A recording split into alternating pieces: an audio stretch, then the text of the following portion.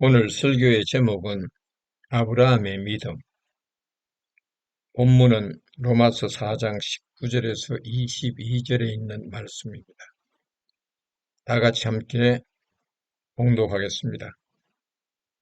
그가 백세나 되어 자기 몸이 죽은 것 같고 사라의 태가 죽은 것 같음을 알고도 믿음이 약하여지지 아니하고 믿음이 없어 하나님의 약속을 의심치 않고 믿음으로 견고하여져서 하나님께 영광을 돌리며 약속하신 그것을 또한 능히 이루실 줄을 확신하였으니 그러므로 그것이 그에게 의로 여겨졌느니라. 아멘. 우리가 신앙생활을 하면서 많은 갈등을 가질 때가 있습니다. 그 갈등은 현실의 문제와 보이지 않는 미래의 문제 때문입니다. 오늘은 이 문제에 대해서 함께 생각해 봅시다. 현실의 문제를 먼저 생각해 보겠습니다. 신앙을 가진 사람이나 안 가진 사람이나 공통점이 있다면 현실의 삶에 대개는 만족하지 못하면서 살아가고 있습니다. 아마 상위 10% 정도는 만족할지도 모르겠습니다. 오늘은 사람들이 왜 현실의 삶에 만족하지 못하는가에 대해 살펴보고자 합니다. 첫째는 신앙을 가지지 못한 사람들이 현실에 만족하지 못하는 이유가 무엇인가? 바라는 욕망이 큰 만큼 채워지지 않기 때문입니다. 기대치는 높은데 현실은 따라오지 못한 것입니다. 이런 사람들은 늘 불만이 가득합니다. 높은 기대치로 살다가 보면 삶이 지치고 기대치에 접근하지 못하면 낭망하고 더 나아가면 절망하게 됩니다. 이런 사람들은 빨리 기대치를 낮추어야 합니다. 능력이 안 되면 기대치를 낮추고 내 능력이 한계가 어딘가 찾아서 새로운 삶을 설계해야 합니다. 이상은 높은데 현실이 따라가지 못하면 자신이 무능력하다고 생각하고 그 원인을 타인에게서 찾으려고 합니다. 너 때문이야 하면서 안 되는 것은 모두 타인에게 전가시킵니다. 무슨 말인지 아시죠? 그리고 자신은 왜 다른 사람들처럼 하지 못할까? 늘 불평을 합니다. 자기의 기대치에 도달해야 마음의 평안과 기쁨과 행복이 찾아오는 줄로 압니다. 행복은 성공과 소유의 넉넉함에 있지 않습니다. 누가복음 12장 16절에서 19절에 보면 한 부자의 밭에 소출이 풍성했습니다. 부자는 생각하기를 내 곡간을 헐고 더 크게 짓고 내 모든 곡식과 물건을 거기에 사두리라 합니다. 그리고 자기 영혼에게 이르되 영혼아 여러 해 쓸 물건을 많이 사두었으니 평안히 쉬고 먹고 마시고 즐거워하자고 합니다.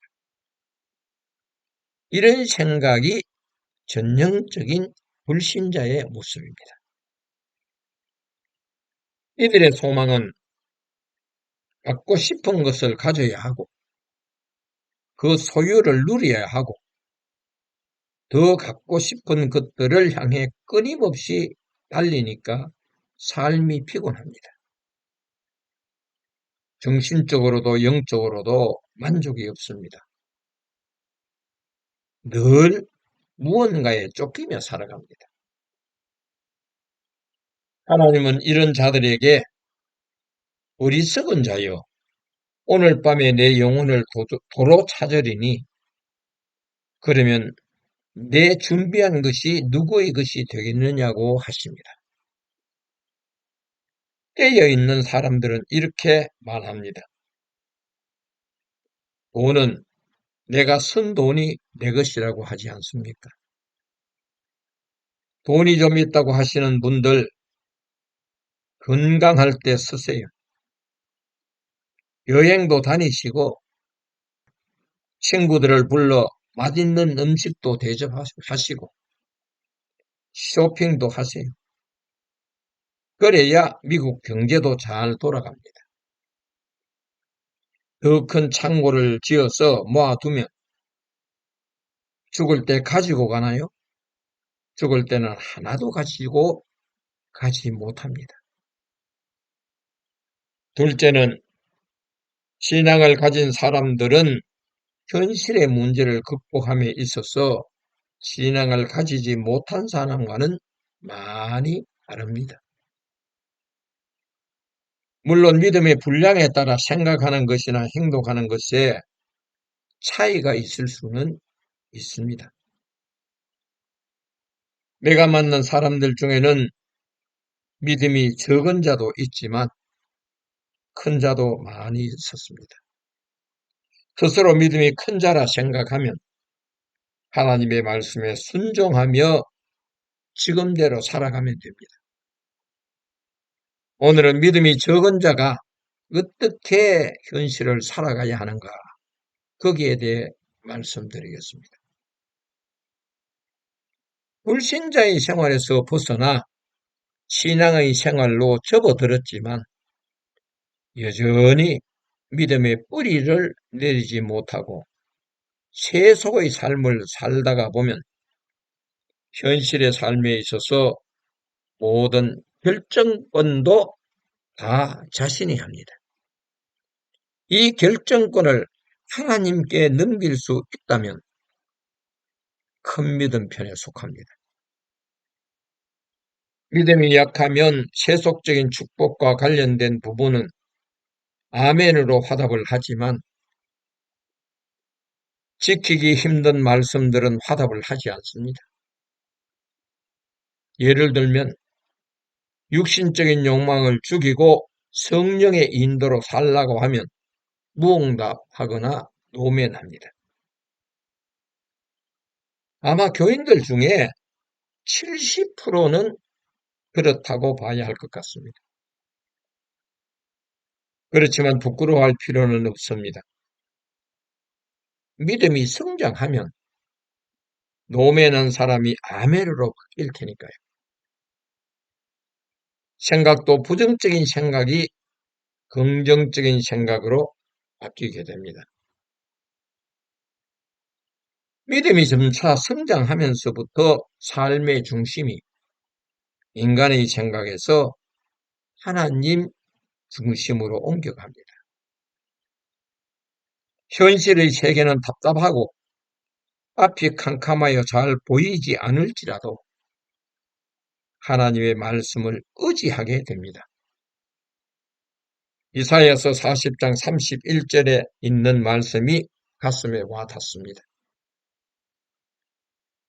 오직 여호와를 앙망하는 자는 새 힘을 얻으리니 독수리가 날개치며 올라감 같을 것이요 바람박질하여도 곤비치 아니하겠고 걸어가도 피곤치 아니하리로다. 아멘.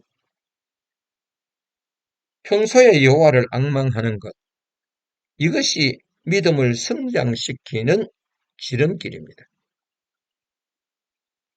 믿음 생활을 한다는 것은 보이는 세계에 만족을 두고 살아가는 것이 아니라 보이지 않는 미래의 세계를 바라보면서 나아가는 것입니다. 오늘 본문을 보세요. 제가 읽겠습니다.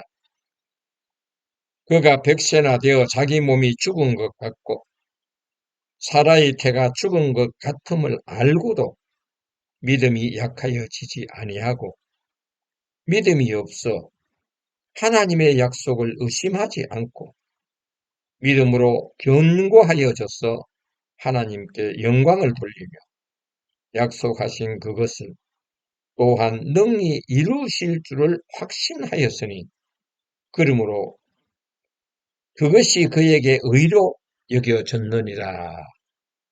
아멘. 아브라함과 사라는 현실적으로 자기들의 몸이 죽은 것 같음을 알았다고 했습니다. 당시 아브라함의 나이 99세, 사라의 나이 89세입니다. 다 늙어 아이를 얻을 수 있는 나이가 아닙니다. 그러나 그들은 믿음이 약하여지지 않았고 믿음으로 더 견고하여 하나님께 영광을 돌렸습니다. 그리고 하나님께서 약속하신 것을 능히 이루실 줄을 확신했다고 했습니다. 아브라함의 이러한 믿음이 의로 여기심을 된 것입니다. 우리들의 믿음도 아브라함처럼 현실의 세계는 불과합니다. 그러나 성경 말씀대로 따라 살면 말씀대로 이루어진다는 확신을 가지시기를 예수님의 이름으로 축원합니다. 믿음이란 무엇인가? 히브리 기자는 잘 정리했습니다. 히브리서 11장 1절에 있는 말씀입니다. 믿음은 바라는 것들의 실상이요 보이지 않는 것들의 증거다. 실상이란 실제 있는 그대로의 상황을 말하는 것입니다. 보이지 않는 것들의 증거는 지금은 보이지 않지만 나중에는 확실한 증거물로 볼 수 있게 되는 것입니다. 여러분, 지금 무엇을 바라고 있습니까? 바라는 것이 지금 보입니까? 보이지 않습니까? 지금은 보이지 않지만 나중에는 확실한 증거물로 여러분들이 볼 수 있을 것입니다. 이것이 믿는 자의 자세입니다. 아멘. 아브라함은 당시 아들을 얻는다는 것은 현실적으로는 불가했지만 1년 후 미래의 약속 시간에 아들 이삭을 얻었습니다. 우리가 예수 믿고 죽으면 가야 하는 천국도 지금은 보이지 않습니다. 그러나 미래의 시간에는 우리들이 천국에 가 있을 것입니다. 저는 8년 전 가난 말기 진단을 받고 죽을 수밖에 없는 상태에 있었습니다. 이식을 위해 웨딩 리스트에 올려져 기다리는 동안 1년 2개월 만에 간 기증자가 나타나 간 이식을 통해 새 생명을 얻었습니다. 기증자를 기다리는 동안은 미래의 시간입니다. 미래에 일어날 일은 지금 보이지 않습니다. 보이지 않는다고 낭망하지 마시기를 부탁드립니다. 여러분 중에 현재 병으로 고통 중에 있습니까? 이 말씀을 믿고 기도하세요. 출애굽기 23장 25절에 있는 말씀이 도움이 될 것입니다. 내 하나님 여호와를 섬기라. 그리하면 여호와가 너의 양식과 물의 복을 내리고 너희 중에서 병을 제하리니. 아멘. 지금은 경제적으로 삶의 현실에 고통이 따릅니까? 몸이 많이 아파 견딜 수가 없습니까? 그러나 미래 시간에는 점차 좋아질 것이라고 믿는 것입니다. 이것이 믿음입니다. 여러분, 현실의 세계에서 답답해하지 맙시다. 믿음의 세계는 현실을 뛰어넘어 있습니다. 미래의 세계를 향해 믿음으로 꾸준히 나아가면 바라는 것들의 실상이 증거물이 되어 여러분의 가슴에 안길 것입니다. 아멘.